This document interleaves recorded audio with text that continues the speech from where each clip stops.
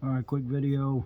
I had this intake milled down 65 thousandths, and as you can see, I wanted to get that the bottom alignment better. The intake was sitting up too high. A lot better now. This is a trick flow intake with GT40P head, so these are a little bigger, a little taller, not much difference on width, a little taller, and see here. So I didn't want that injector hitting too much of that head area either, top of the head runner. So I milled it down. I think it was a good idea. It's still gonna, it ain't bad. You know, it's gonna touch a little bit of that, but I kept my gaskets, put some adhesive stuff, and I've got this bolted down to get the gaskets to stick to the heads good. Then I'll pull it off and do my end rail stuff and all that. But yeah, and this is not port matched, it just came out not port match, it just came out really good.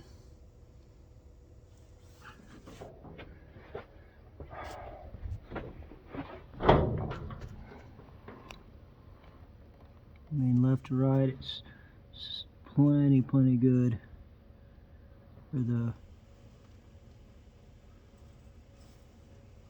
for like I say, for not port matching. I mean, this thing lined up really good.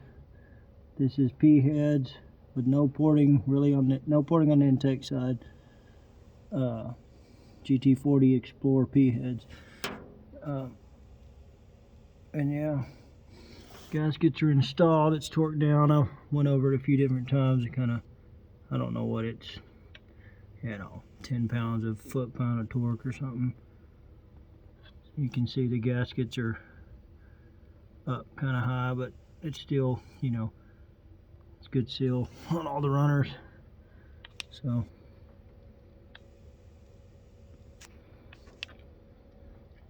anyway, don't know why. My machinist friend was like trying to figure out why he didn't understand why I was so bad off alignment, because this motor is pretty much, there's nothing special about this motor. We didn't deck the block, just got the heads flat and didn't even deck the top of the block. So why it's ended up like that, I don't know. You can see still got like, 1/8 inch or so under there. It's not sitting on the block, and that's after 65 thousandths taken off each side. I don't know if I did something funky along the way. I don't know. Everything looked good, but I feel good with it now. I feel like I made the right choice of milling each side down and the thickness of my gasket. I think it's gonna work good.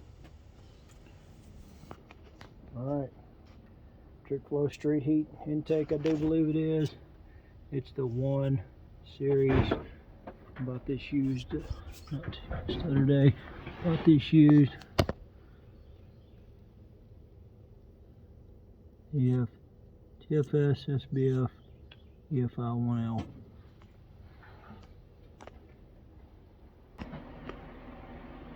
Here's the upper. Like I say, I'm pretty sure this is the street. I think the number 1 is for the street. I think it was the 2. The track heat would be the 2. And this is stock cam, an HO cam in this thing, and we've got a turbo we put on it, so it's nothing too special. Explorer short block. It doesn't even have forged pistons, so that may bite me. I don't know. ARP rod bolts. Rebuilt the motor. did bearing clearances and all that stuff. Did it right with the right tools and everything. Fresh honed factory pistons, Explore factory pistons, which I know that's not a good idea, but that's what it did. But machinist honed it, assembled everything back up. It's got good bearings. It's got, you know, like I say, good clearance. We didn't plastic gauge it. We used the tools, proper tools. And let's see, what else? I'll put in quite a bit of probably not really necessary work on these heads. Installed a little bit bigger valves on these P heads, and nothing too big of a valve spring. It's kind of like the valve spring you used is kind of like the Trick Flows upgraded valve spring for these stock style heads, something like that. But anyway, lots of ring gap,